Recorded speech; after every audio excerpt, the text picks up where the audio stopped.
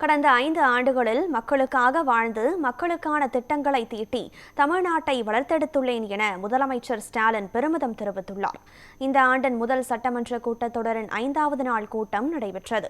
ஆளுநர் உரைக்கு நன்றி தெரிவிக்கும் தீர்மானம் மீதான விவாதத்திற்கு பதிலளித்து பேசிய முதலமைச்சர், அரசு தயாரித்த உரையை வாசிக்காமல் ஆளுநர் வெளியேறியது மக்களாட்சிக்கு விடுக்கப்பட்ட சவால் என குறிப்பிட்டார்.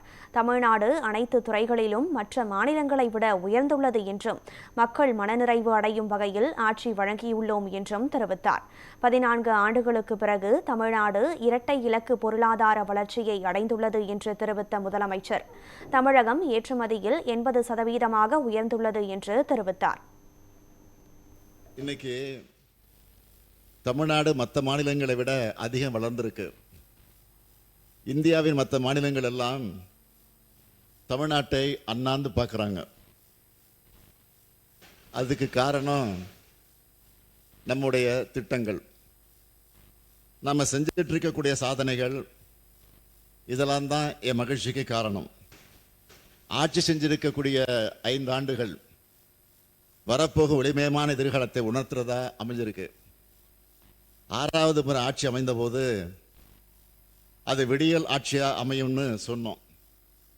அந்த விடியலை ஒவ்வொரு குடும்பத்துக்கும் ஏற்படுத்தி கொடுத்துருக்குறோம். அதிக அளவு உள்நாட்டு சுற்றுலா பயணிகள் வருகை புரிந்த மாநிலமா இந்தியாவில் தமிழ்நாடு 2வது இடம். 69 பொருட்களுக்கு புவிசார் குறியீடு பெற்று இந்திய அளவில் தமிழ்நாடு 2வது இடத்துல இருக்கு. நாம் ஆட்சி பொறுப்புக்கு வரும்போது 73ஆக இருந்த பெருகால இறப்பு விகிதத்தை 40ஆகவும், குழந்தை இறப்பு விகிதத்தை 10.4 இருந்து 6.9ஆக குறைச்சிருக்கிறோம்.